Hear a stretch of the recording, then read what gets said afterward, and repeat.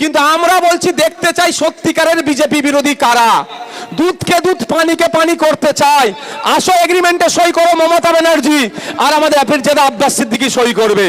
আমরা ৭৭টা ২০২১ সালে তৃণমূলের এই বিজেপি এমপি জিতেছে, এমএলএ জিতেছে। আমরাও দেখতে যাই বিজেপির ওই ৭৭টা কোথায় কোথায় জিতেছে, কতটা ভোট কেটে বিজেপিকে আসার সুবিধা করেছে। আপনাদের চ্যালেঞ্জ করে যাচ্ছি, তৃণমূলের সুপ্রিমো মমতা ব্যানার্জি এই এগ্রিমেন্টে সই করবে না। ওরা বিজেপিকে আটকানোর জন্য আসেনি, বিজেপিকে ফ্রন্টে নিয়ে এসে লড়াই করার জন্য বিজেপির সাথে তলে তলে হাত মিলিয়ে রেখেছে। আর আমরা বিজেপিকে আটকাবো। বিজেপি বাংলা সম্প্রীতি ঐক্যকে বিনষ্ট করতে চাইছে। বিজেপি বাংলার আমাদের রাজা রামমোহন রায় থেকে শুরু করে আমাদের রবি ঠাকুরকে তারা অপমান করছে, বারবার আমাদের জাতীয় সঙ্গীতকে তারা অপমান করছে, বা জাতীয় সঙ্গীতকে বদলে দেওয়ার কথা বলছে এই বিজেপির কিছু।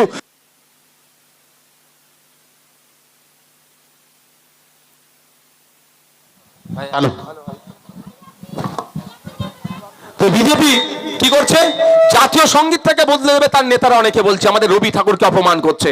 এই বিজেপিকে আমরা আসতে দেবো না বাংলায়। কিন্তু মমতা ব্যানার্জি কি সত্যি আসতে দেবে না? এটা ভুল হচ্ছে আপনাদের। মমতা ব্যানার্জি তার ভাইপোকে বাঁচানোর জন্য, তার পরিবারের লোকেরা যারা দুর্নীতি করেছে, নালে জেলের ভাত খাবে, যা দুর্নীতি ওরা করেছে, জেলের হাত থেকে বাঁচানোর জন্য, নেতা কেতাদের যারা দুর্নীতি করেছে, চাকরি চোরগুলোকে বাঁচানোর জন্য বকলমে বিজেপিকে ডেকে নিয়ে আসছে। এগ্রিমেন্ট হোক, অত অসুবিধা আছে নাকি রে ভাই? আমার সাথে কারা সহমত, হাত তুলুন তো। পিছনে যারা আছেন, উপরে যারা আছেন, হাত তুলে রাখুন। তাহলে এগ্রিমেন্ট হবে তো নাকি?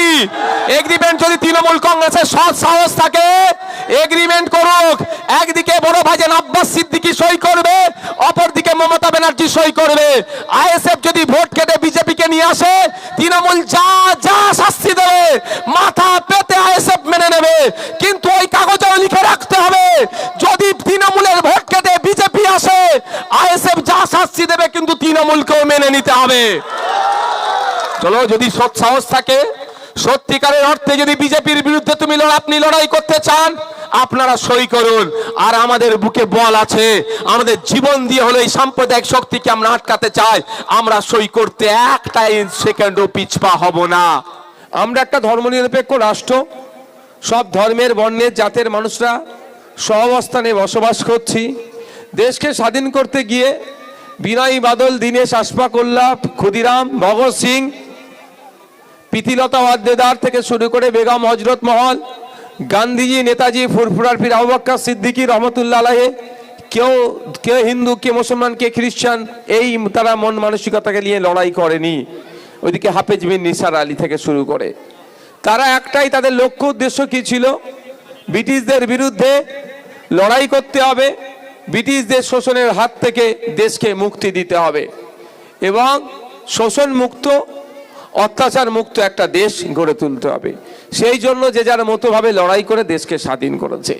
দেশের সংবিধান হয়েছে, সংবিধানের ২৬ নম্বর, সম্ভবত ২৬ নম্বর আর্টিকেলে সরাসরিভাবে উল্লেখ আছে, আপনার ইচ্ছে মতো আপনি ধর্ম পালন করতে পারেন, যে কোনো ধর্মকে আপনি চুজ করতে পারেন পালনের জন্য, ধর্মচারণ করতে পারেন এবং ধর্মীয় উৎসব উদযাপন থেকে শুরু করে ধর্মীয় প্রতিষ্ঠানকে আপনি আগিয়ে নিয়ে যেতে পারেন। সংবিধানের আর্টিকেলে উল্লেখ আছে। আর আমরা কি দেখছি? কেন্দ্র সরকার সংখ্যার জোর দেখিয়ে, শুধুমাত্র এমপির সংখ্যা বেশি থাকার জন্য একদম এখন বলির বাকড়া করছে মুসলমানদেরকে। তো মুসলিম সম্প্রদায়ের পূর্বপুরুষে রেখে দেওয়া জায়গাগুলো, যে শহরগুলো আছে, শহরের প্রাণকেন্দ্রে ভালো ভালো প্রপার্টিগুলো আছে, ওইগুলোকে দখল করার তাদের ইচ্ছা হয়েছে। তাদের ইচ্ছা নয়, শিল্পপতিদের নজরে পড়েছে কলকাতার ভালো জমিটা। কলকাতার 10টি ভালো জমির মধ্যে অন্তত 2 থেকে 4টি ওয়াকফ প্রপার্টি আছে। ঠিক একইভাবে দিল্লি, মুম্বাই শহর দেখুন, ভোপালের মতো শহর দেখুন, যত পুরাতন শহর আছে প্রত্যেকটা শহরের 10টা ভালো জমির মধ্যে 2 থেকে 4টে ওয়াকফ প্রপার্টি আছে। ওইগুলোকে দখল করার ইচ্ছা গিয়েছে, ওখানে প্রমোটিং করার ইচ্ছা গিয়েছে কাদের? শিল্পপতিদের। তাই শিল্পপতিরা সরাসরি ওটা দখল নিতে পারছে না, সেই জন্য আইনের মারপ্যাঁচে ফেলে এটাকে দখল করতে চাইছে কেন্দ্রের সরকার।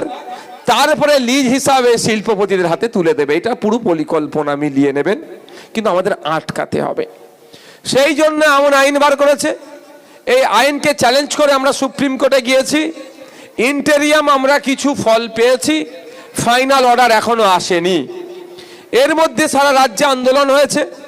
মমতা ব্যানার্জি আন্দোলনকে আটকানোর জন্য তিনি জোর গলায় বললেন এখানে আন্দোলন করা যাবে না, দিল্লির বিষয়ে গিয়ে দিল্লিতে আন্দোলন করুন, এবং অনেককে ভয় দেখালেন। অনেকে ভয় পেয়ে গিয়েছিল।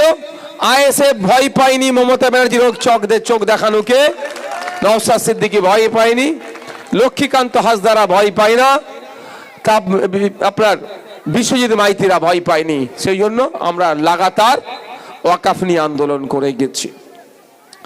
কিন্তু কি বলেছিলেন সাথে সাথে, জৈন ধর্মের একটা ধর্মীয় অনুষ্ঠানে গিয়ে কি বলেছিলেন যে পশ্চিমবাংলায় উনি এই আইনকে লাগু হতে দেবে না। ফলে এই যে আন্দোলনের দানাটা আর বাঁধতে পশ্চিমবাংলায় দিল না। পশ্চিমবাংলার মাটি আন্দোলনের মাটি, পশ্চিমবাংলার মাটি বিপ্লবের মাটি। আপনারা জানেন ব্রিটিশদেরকে যে তাড়ানোর জন্য পশ্চিমবাংলার মাটি কতটা অবদান রেখেছিল। ব্রিটিশদেরকে দেশ ছাড়া করার জন্য অন্যান্য রাজ্যের অনেক ভূমিকা আছে, কিন্তু পশ্চিমবাংলার ভূমিকা সবার উপরে রাখতে হবে। পশ্চিমবাংলায় সব থেকে বেশি বিপাকে ফেলেছিল ব্রিটিশদেরকে। তাহলে এই মাটি সবসময় প্রতিরোধের মাটি, প্রতিবাদের মাটি, বিপ্লবের মাটি। এই মাটি থেকেই ব্রিটিশদের বিরুদ্ধে যেমন আন্দোলন সংগঠিত হয়েছিল, ব্রিটিশরা দেশ ছাড়তে বাধ্য হয়েছিল, এই মাটি থেকেই ওয়াকাফ সংশোধনী আইন প্রত্যাহারের আন্দোলন সংগঠিত হলে পশ্চিম বাংলার আন্দোলনের ঢেউ অসমে গিয়ে পড়তো, পশ্চিম বাংলার আন্দোলনের ঝাঁজ আর দিল্লিতে গিয়ে পড়তো, পশ্চিম বাংলার আন্দোলনের ঢেউ মহারাষ্ট্রে পড়তো, পশ্চিম বাংলা আন্দোলনের ঢেউ সারা ভারতবর্ষে ছড়িয়ে পড়তো। ঠিক যেভাবে কৃষক আন্দোলনের সময় সারা ভারতবর্ষের মানুষ, সারা ভারতবর্ষের দিকে দিকে এমন আন্দোলন সংগঠিত হয়েছিল, পরিশেষে কেন্দ্র সরকার বাধ্য হয়েছিল যে কৃষক আইন আমি এখন প্রত্যাহার করে নিলাম বলে। তাই আমরা পশ্চিম বাংলা থেকে শান্তিপূর্ণ প্রক্রিয়ায় গণতান্ত্রিক পদ্ধতিতে সংবিধানকে বাঁচানোর জন্য বিজেপির নিয়ে আসা আইনের বিরুদ্ধে যদি আমরা আন্দোলন সংগঠিত ঠিকঠাক করতে পারতাম, তাহলে কিন্তু এখন এই আইনটা বিজেপি প্রত্যাহার করতে বাধ্য হয়ে যেত। আমাদের বাড়ির মেয়ে মনে আছে তামান এর তিলোত্তমার কথা, ওই ডক্টর মেয়েটি আর্জি করে তাকে খুন করে দিল। এদিকে শুভেন্দু অধিকারী বলছে হিন্দু হিন্দু ভাই ভাই বলে স্লোগান দিচ্ছে। আমরা ধর্মীয় পরিচয় থেকে কিন্তু প্রতিবাদ করিনি। পশ্চিম বাংলায় এত রাজনৈতিক সামাজিক সংগঠন আছে, তিলোত্তমাকে নিয়ে সব থেকে বেশি যদি কেউ প্রতিবাদ প্রতিরোধ রাস্তায় নেমে হোক, তার স্মরণে রক্তদান শিবির করে অন্য কোনো দল নয়, সেটা নওশাদ সিদ্দিকী, বিশ্বজিৎ মাইতি, লক্ষ্মীকান্ত হাসদাদের খাম চিহ্ন অর্থাৎ ইন্ডিয়ান সেকুলার ফ্রন্ট সব থেকে বেশি প্রতিবাদ করেছে। আজও স্টেজে দাঁড়িয়ে বলছি এখনো বিচার পাইনি, যতদিন না বিচার পাবে আমরা তিলোত্তমাকে ভুলবো না। কিন্তু আমার প্রশ্ন, হিন্দু হিন্দু ভাই ভাই স্লোগান তুলেছিল, তিলোত্তমার ধর্মীয় পরিচয়টা কি? নিশ্চিতভাবে মুসলমান নয়। তাই এখনো বিচার করেছে, বিচারের ব্যবস্থা করেছে, কিন্তু শুভেন্দু অধিকারী এই গল্প শোনাচ্ছে। তাই যারা ভাবছেন তৃণমূলের অত্যাচারের হাত থেকে বাঁচতে গেলে বিজেপিকে ভোট দিতে হবে, একটু দেখুন চাকরি চোরেরা জামিন পেয়ে যাচ্ছে, বালি চোরেরা জামিন পেয়ে গেল, গরু চোরেরা জামিন পেয়ে গেল, যত অন্যায় করছে যারা সব মাথা তুলে আসছে, আর সেন্ট্রাল এজেন্সি আসছে যাচ্ছে, খাওয়া দাওয়া করে তারা বেরিয়ে যাচ্ছে। তাই বন্ধুগণ, আপনারা যদি চান তৃণমূলের অন্যায় বন্ধ হোক, তৃণমূলের অত্যাচার বন্ধ হোক এবং বিজেপির সাম্প্রদায়িক রাজনীতিকে বাংলা ধর্মপ্রাণ মানুষেরা, বাংলার সম্প্রীতিতে বাংলার ঐক্যে বসবাসকারী মানুষেরা প্রশ্রয় দেব না, তাহলে আপনাদের কাজ হবে একসাথে দুটো শক্তিকে হারাতে হবে, বিজেপিকেও হারাতে হবে, তৃণমূলকেও হারাতে হবে। অর্থাৎ এই বিজেমূলকে হারালি বাংলার সুদিন ফিরবে, বাংলার স্কুলে টিচার যাবে, হসপিটালে ডক্টর থাকবে। আপনি কাজ করছেন, কাজের মূল্যায়ন হচ্ছে না, মূল্যায়নটাও ঠিকঠাক হবে। আর যদি মনে করেন তৃণমূলকে দিয়ে বিজেপিকে আটকাবো আর তৃণমূলের অত্যাচারে বিজেপির হাত ধরবো, সেই থুতু দিয়ে আটা ছানা ছাড়া হবে, আর কিছুই হবে না।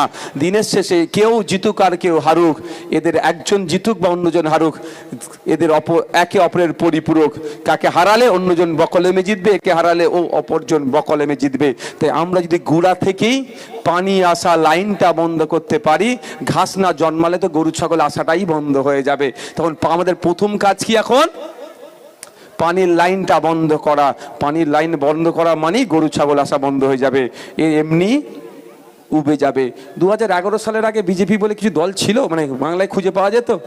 মমতা ব্যানার্জি আসছিল, মমতা ব্যানার্জি একটা চ্যালেঞ্জ করে শেষ করে দেবো, তৃণমূলের নেতারা আমাদের বিরুদ্ধে কিচ্ছু বলতে পারে না। কি বলে? আইএসএফ ভোট কেটে বিজেপিকে সুবিধা করে দিচ্ছে।